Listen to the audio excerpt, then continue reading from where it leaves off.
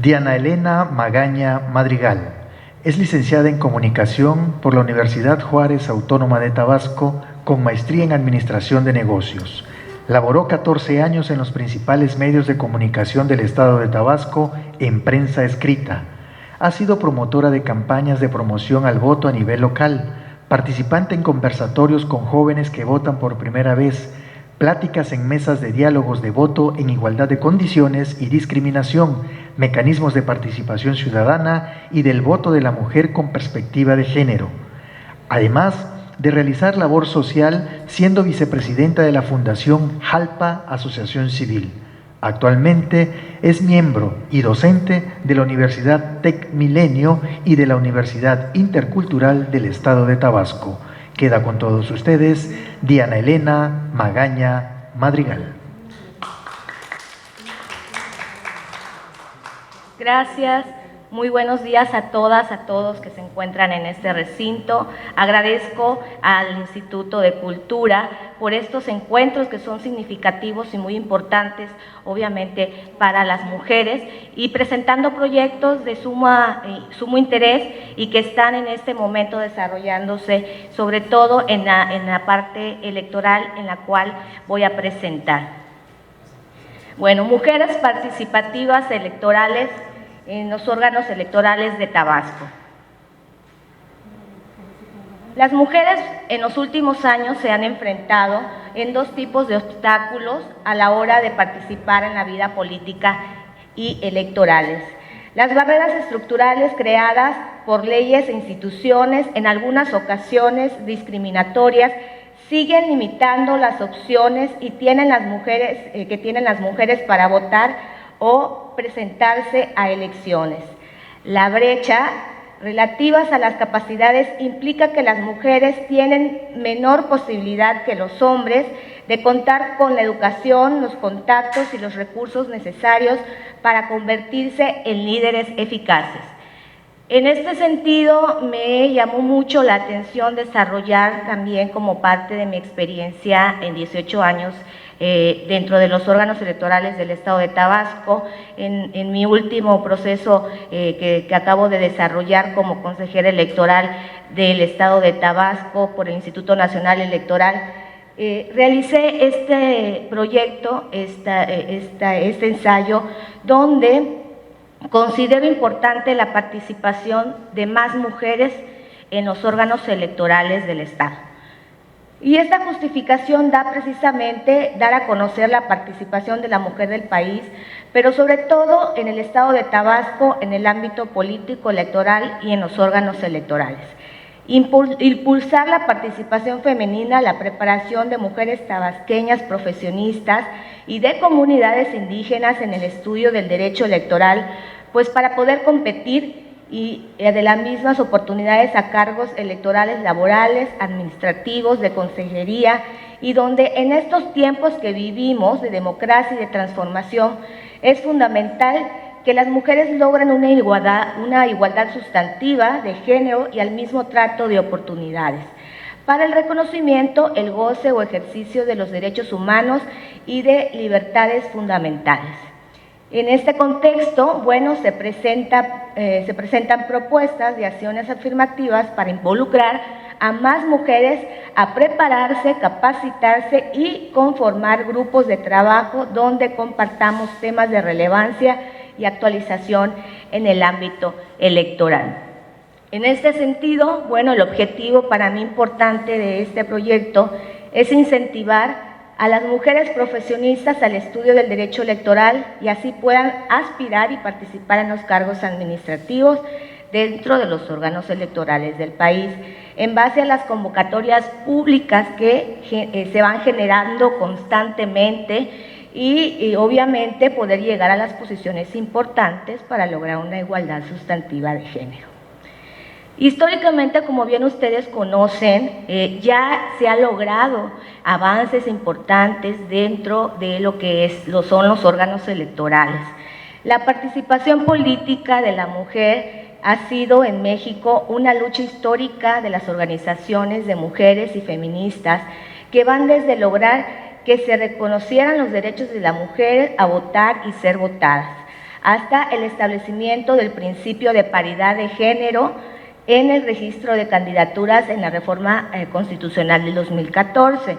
Y es decir, cada década se ha estado avanzando y se ha podido prosperar respecto a lo que es la representatividad de los derechos y libertades de las mujeres en México. Nada más a grosso modo poder puntualizar la parte de paridad como un género en una participación constitucional que tiene como finalidad la igualdad sustantiva entre mujeres y hombres que adoptan nuestro país como parte de los compromisos internacionales que ha adquirido con el objetivo de que los derechos políticos electorales de las y los ciudadanos se ejerzan con condiciones de igualdad.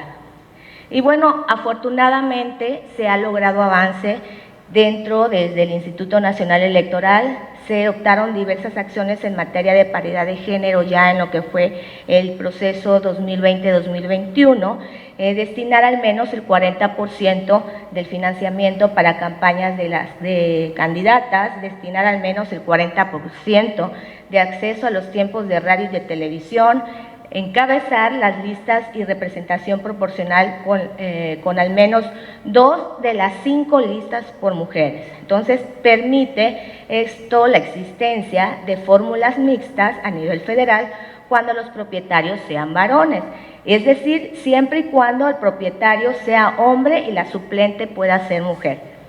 Y bueno, postular el 50% de candidaturas o más para mujeres en caso de diputaciones federales de mayoría relativa y representación proporcional.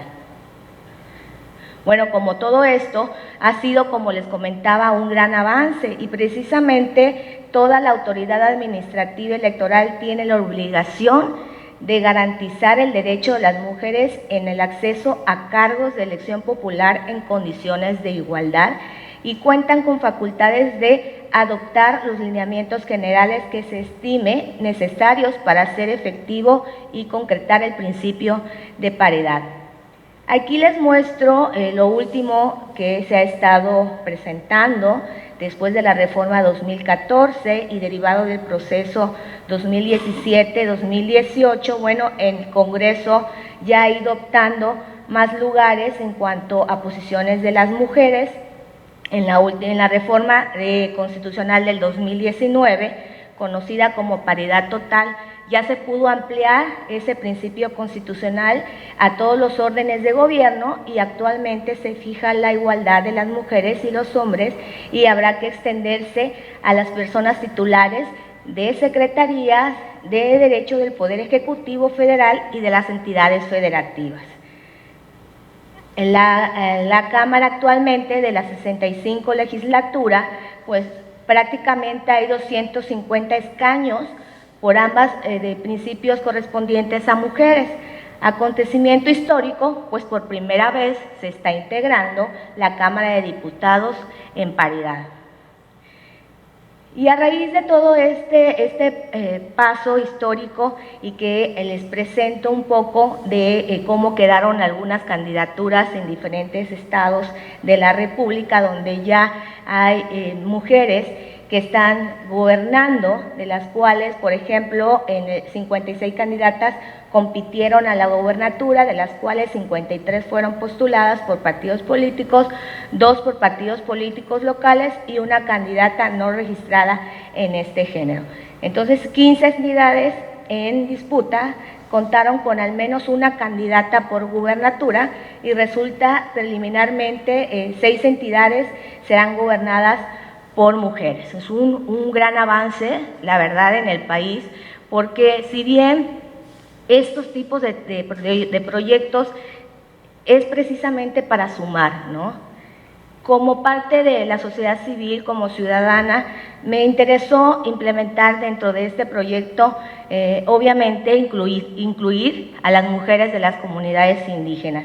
Aquí en Tabasco contamos también con zonas y localidades indígenas de mujeres que también se han preparado y que quizás por la falta de contacto y de que ellas conozcan las convocatorias públicas, presenten y se postulen para llegar a estos cargos también dentro de lo que son los organismos. Bueno, en el Consejo General, en el INE, ya figuran mujeres. Desde la reforma de 1990 se crean ya lo que es un Consejo General, como bien ustedes saben, donde ya existen 10 consejeros y un presidente. En este caso, actualmente son 5 mujeres y 6 hombres.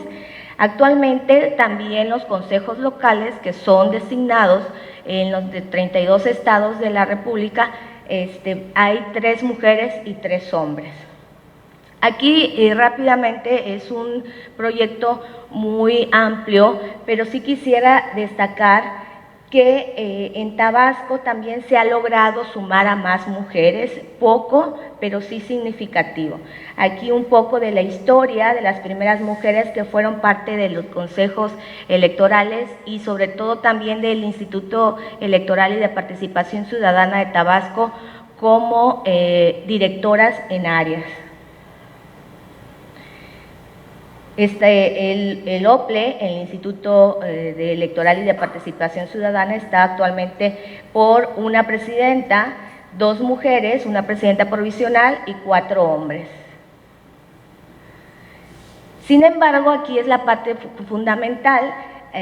Pocas mujeres que aspiraron al cargo fueron consideradas en este último proceso que se está llevando todavía de selección, con experiencia en el ámbito electoral por la falta de conocimiento y de programas de estudios del derecho electoral.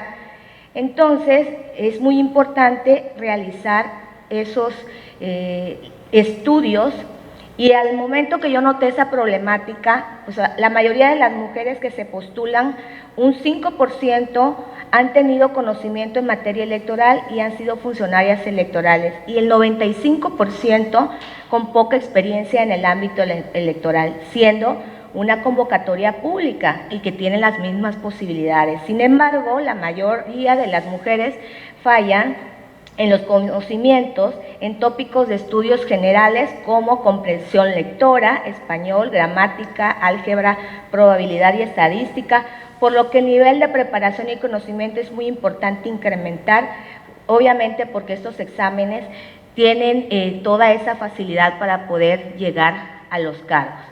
Dentro de mis acciones afirmativas que presento para ir concluyendo con este proyecto, es precisamente incrementar la participación de mujeres en el ámbito electoral. ¿Y cómo lo queremos hacer? ¿Cómo lo quiero hacer? Porque contamos también algunas mujeres con esa intención de crear estos grupos de trabajo, que después de conocer este gran avance que hemos tenido y realizar estas acciones afirmativas, van desde propuestas como la necesidad de crear una estrategia de difusión para que las mujeres se unan al estudio del derecho electoral con permanencia en los años que no son consideradas electorales, al momento de salir la convocatoria pública de los institutos. Implementar la acción de círculos de estudios grupal con mecanismos de manera virtual o presencial con personalidades de mujeres que hayan tenido la experiencia en los cargos y compartan la información e impresiones que todavía falta por hacer en esos espacios públicos de liderazgo y de tomas de decisiones. Crear acercamientos con instituciones educativas para contar con el apoyo de profesores expertos para reforzar los conocimientos básicos. Pues obviamente generar una plataforma tipo directorio de integración de mujeres participativas electorales profesionistas que han participado pero que no han podido pasar las siguientes etapas e involucrar a mujeres indígenas para el estudio del derecho electoral y formar los grupos de trabajo capacitándose y obviamente van a ir ellas preparando con material actualizado. Con esto, bueno, se van a realizar la integración de mujeres de grupos de trabajo que van a poder aprender temas como discriminación, cultura laboral, así como derecho electoral, derecho constitucional, organización electoral, capacitación, educación cívica y administración electoral, para que puedan aspirar y participar en las convocatorias públicas. Bueno, los grupos ya finalmente de trabajo pues tienen como objetivo fortalecer la colaboración de la comunicación entre los órganos electorales y obviamente solicitar a las áreas correspondientes los materiales actualizados para estos talleres. Entre las principales atribuciones de estos grupos, pues obviamente es fomentar la experiencia y la buena práctica, ¿no?, del estudio y la perspectiva de igualdad de género también y de la no discriminación. La revisión de los contenidos de los cursos virtuales y actividades de capacitación, calendarización y generalización de las ligas virtuales de estudio estarán a cargo de una comisión de 5 mujeres participativas electorales, con conocimiento de temas y que sean voluntarias para los enlaces de agendar personalidades que sirvan de ponente y que se vinculen con las diversas áreas de las instituciones electorales de la materia. Y pues con esto concluyo. Tenemos que crear una cultura cívica, yo creo que eso es básico y es fundamental también entre mujeres. No nada más todo lo dejemos para las instituciones, sino nosotros como ciudadanas, como sociedad civil, tenemos que generar estos tipos de proyectos para obviamente poder sumar. La sororidad no es únicamente decir vamos a jalar a una y vamos a jalar a otra, de decirlo nada más y que quede, por así decirlo, en palabras, sino que también tenemos que preparar y realizar proyectos que incluyan a más mujeres y sobre todo a las mujeres indígenas. Tabasco es uno de los estados que también tienen zonas de mujeres indígenas y que es importante que también ellas lleguen a estos cargos a nivel administrativo para obviamente poder lograr esa igualdad que necesitamos y esa inclusión que estamos hablando, ¿no?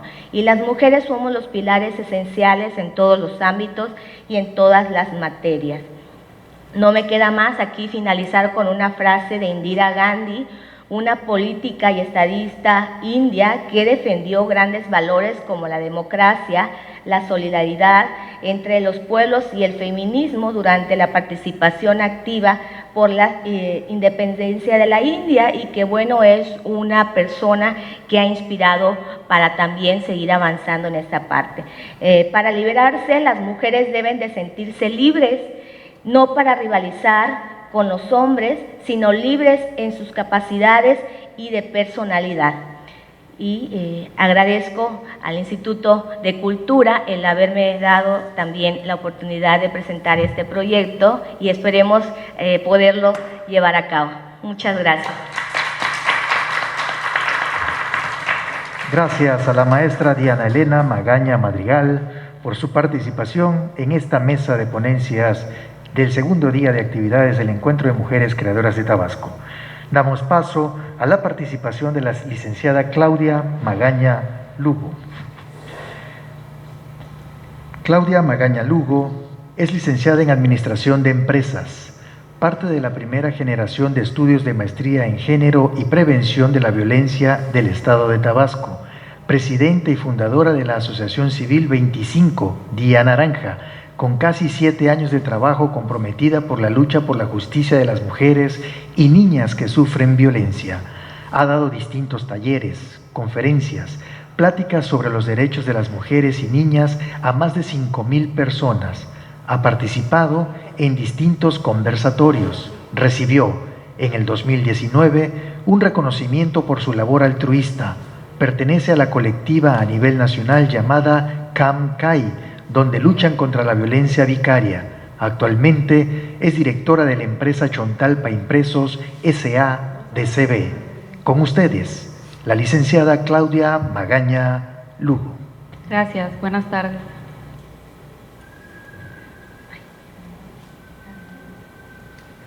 Hola, muy buenas tardes a todos y a todas. Gracias a la Secretaría de Cultura por la invitación a este encuentro de Mujeres Creadoras de Tabasco 2021 y a la licenciada Elizabeth Casanova García, directora de Culturas Populares e Indígenas de la Secretaría de Cultura de Tabasco.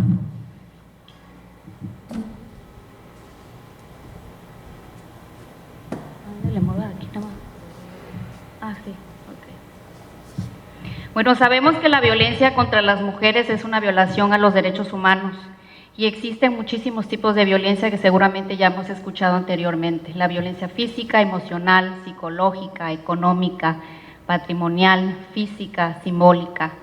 Y en este espacio voy a hablar acerca de otro tipo de violencia que se viene manifestando desde siempre, pero que ahora ya se le acuñó un nombre que se llama la violencia vicaria.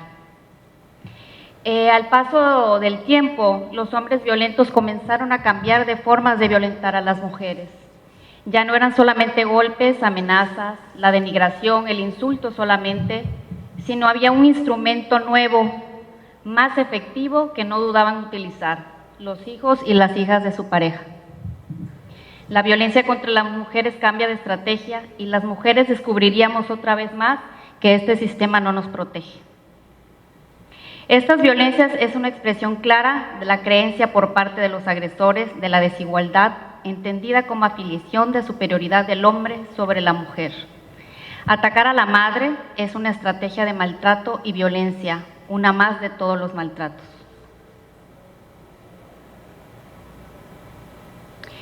Los agresores siempre comienzan diciéndonos frases donde nos amenazan, y aquí en esta violencia vicaria, las frases más comunes que hemos escuchado es: te voy a dar donde más te duele, nunca más los volverás a ver, voy a hacer que te odien, si me dejas te quitaré a los niños.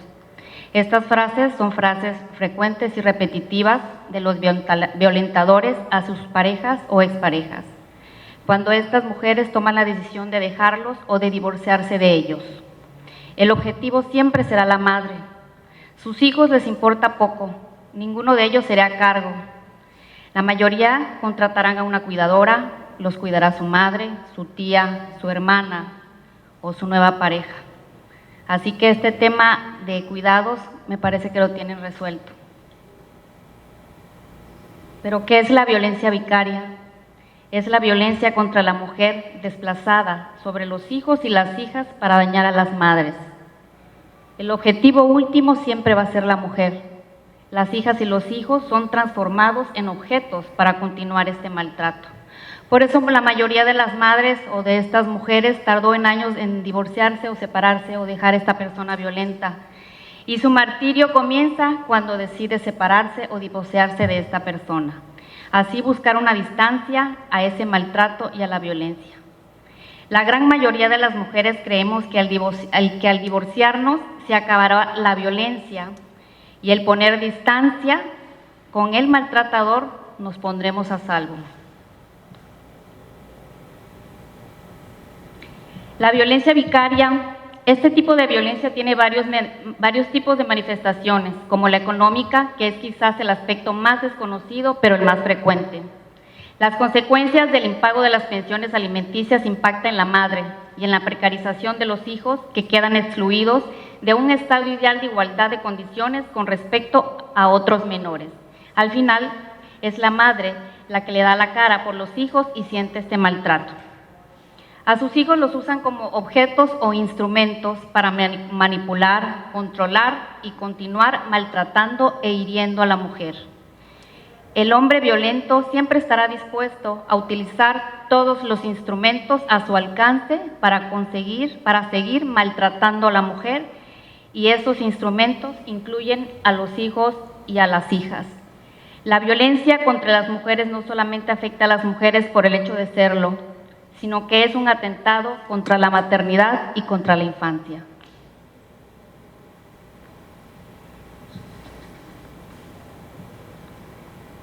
La violencia vicaria es el golpe más fuerte hacia las mujeres.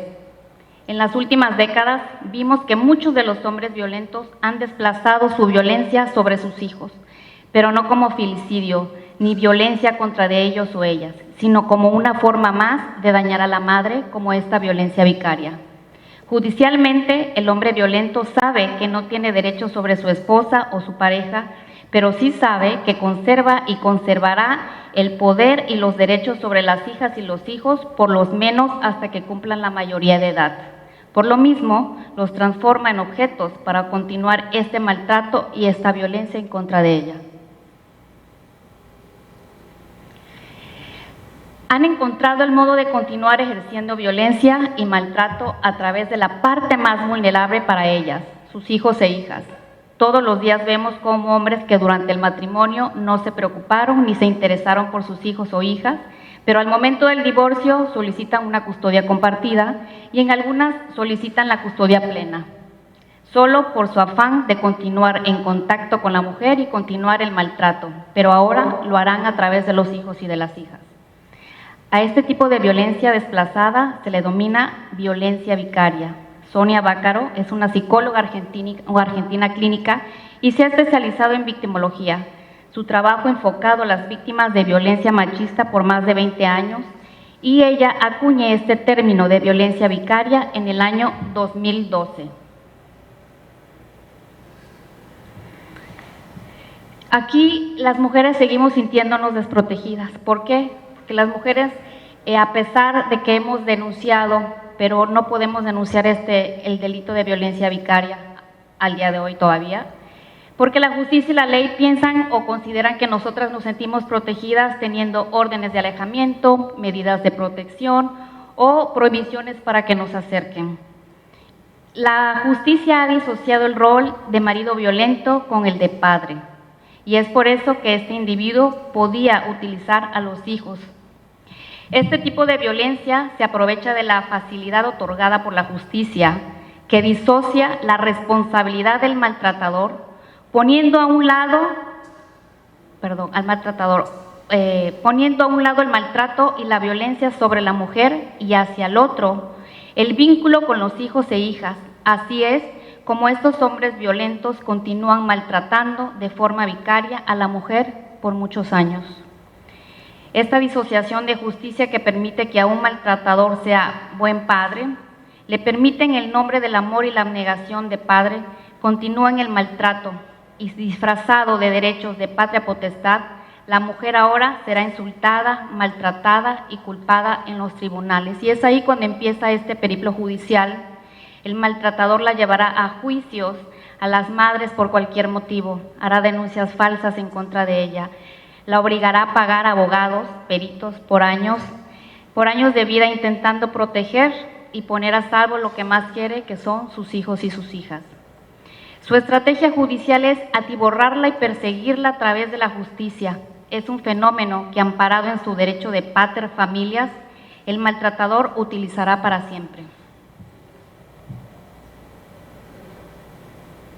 El hombre violento utiliza a las hijas y a los hijos porque sabe que su vinculación con ellos está asegurada por todo el corpus legal vigente y por un imaginario colectivo patriarcal que aún más allá del bienestar de los hijos y las hijas se orienta a hacer prevalecer el derecho y el interés del padre, llegando a interpretar de modo perverso que el contacto con él es imprescindible para el bienestar de los hijos o las hijas, aun cuando éste sea un hombre violento, aun cuando haya asesinado a su madre o esté sospechado de abusar sexualmente de ese niño o niña. Sabe que la madre será capaz de callar, de tolerar, de ceder y permitir abusos por sus hijos y sus hijas. Sabe que a lo mejor muchas veces no se divorciará, no denunciará, no pedirá la mitad de sus bienes, hasta entregará su parte del matrimonio con tal de que deje ejercer la custodia y el cuidado de sus hijos o sus hijas. Pero no olvidemos que esos niños y niñas han visto arrastrar a su madre por el suelo, insultarla, amenazarla, que han sido testigos mudos y temblorosos de escenas que no olvidarán a pesar del paso de los años. El maltratador los llevará a juicios por cualquier motivo. No les importa someter a sus hijos e hijas a constantes tránsitos en los juzgados. No les interesa si van 1 o 10 veces a entrevistas traumáticas. Algunos datos que la psicóloga Sonia Bácaro comparte con nosotros es que la violencia vicaria se desplaza en un 53% hacia las madres, un 23% hacia la pareja actual de la víctima o madre de la víctima y el porcentaje restante hacia su hermana, a su amiga o amigo de la víctima. Así como el feminicidio es la violencia extrema en contra de nosotras las mujeres, el asesinato de sus hijos e hijas es el acto extremo de esta violencia vicaria. Los asesinatos se cometieron durante el uso de la custodia compartida, el régimen de visitas o estando al cuidado de los hijos o las hijas por una orden judicial. Quien no se mató, luego no se arrepintió y o negó los hechos aún frente a las evidencias. Aquí hay unos claros ejemplos de la violencia vicaria extrema: el asesinato de 3 menores por su padre en Hermosillo, Sonora. En el 2013, un hombre asesina a tiros a sus 2 hijos de 5 y 13 años, después se cometería suicidio. El crimen ocurría después de que la madre de los 2 niños le comunicara que quería separarse. En 2017, con antecedentes por malos tratos, él y su esposa tuvieron una fuerte discusión en la habitación de un hospital donde se encontraban. Y aquí la frase: "Te voy a dar donde más te duele", le dijo a la madre de la bebé de 1 año. A continuación, la tomó, abrió la ventana de la habitación y se lanzó con la niña en brazos. Aquí hay otro ejemplo de violencia vicaria extrema. En el 2021, en Tenerife, España, encontraron el cuerpo de una de las niñas desaparecidas a manos de su madre. Esto fue viral a nivel mundial, yo creo que a lo mejor lo escucharon en las noticias. Aquí en julio del 2020, en Tabasco, en el municipio de Jalpa de Méndez, el padre asesina a sus 3 menores hijos y luego se quita la vida, simplemente por haberle pedido divorciarse de él. La justicia debe de comprender que un ser violento que maltrata a su pareja es capaz de ensañarse con seres vulnerables que él considera de su propiedad. No dejará su violencia de forma espontánea. Ser violento es algo más que una conducta, es un pensamiento, una identidad. Es una creencia que inunda todas las áreas de la vida de quien es violento. Este individuo sabe que son su arma más poderosa, sus hijos y sus hijas, que además la ley lo ampara y por lo mismo continuará ejerciendo este maltrato. En la violencia vicaria, los niños y las niñas pierden el control de esfínter solo con el sonido de la llave en la puerta que indica el regreso. Pero este es territorio del maltratador. Aún con denuncias y condenas firmes por violencia, la justicia dividirá de la causa, a veces más de una, que le condenó, su derecho a la custodia, a la patria potestad y a las visitas. La disociación que le permite al violento continuar el contacto con la mujer a quien quiere castigar y demostrar que sus amenazas se cumplen. En presencia o a la distancia, los hijos serán siempre objetos para continuar hiriéndola. No les baña, les da azúcar si son diabéticos, no les da medicina, los deja al sol en verano y les lleva de regreso descalzos en invierno. Son algunos de los ejemplos de esta violencia vicaria que ejercen. Continúan hablando mal de la madre, insultándola, degradándola en su presencia y muchas veces, tristemente, con la complicidad de su nueva pareja. Aquí es un colectivo que se llama Camcay a nivel nacional, que somos alrededor de 80, 90 madres, y sumamos los años en los cuales se nos ha obstaculizado la convivencia de nuestros hijos y nuestras hijas. Somos alrededor de 70, 80 mamás, y se sumaron alrededor de 51.450 días sin mamá, separados injustamente y de manera ilegal de sus madres. La violencia vicaria es una realidad, por lo que es urgente tomar medidas legislativas al respecto. Dejar de ponderar el rol de pater por encima de lo que debería ponderar, que es el interés superior de niños, niñas y adolescentes. Es cuanto. Muchas gracias.